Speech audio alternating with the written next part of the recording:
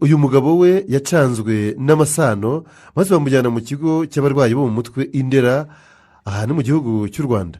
Umugabo bamujyanye mu kigo bavuriramo abarwayi bo mu mutwe Indera. Rimwe muganga umuvura abonye ko uwo murwayi atavuga amateshwa nk'abandi, aramubaza ati ese nkawe n'iki cyatumye bakuzana hano? Uwo murwayi ati ndakubwira.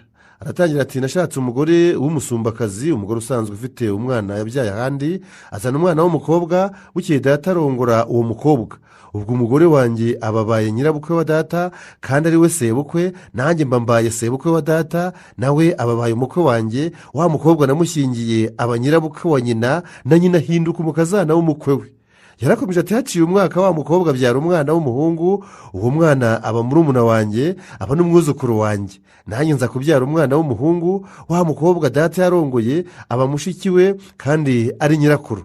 Wa mwana w'uwo mukobwa aba se wabo w'uwanjye kandi aba na mwishywa we. Umuhungu wanjye nawe aba nyirarume wa muramu wanjye kandi ari umuhungu wabo.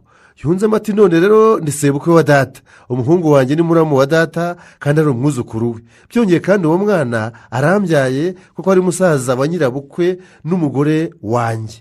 Umugore wanjye ni nyogokuru kuko ari nyina wa mukadata, nanjye ubwanjye ndi sogokuru wanjye kuko mbyaye mukadata nkaba n'umugabo wa nyogokuru.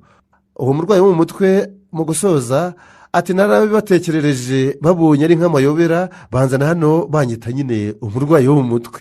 Muganga nawe ako kanya akimara kubyumva baravangiwe, bahita bamuha igitanda aho ngaho Indera ajya mu bandi.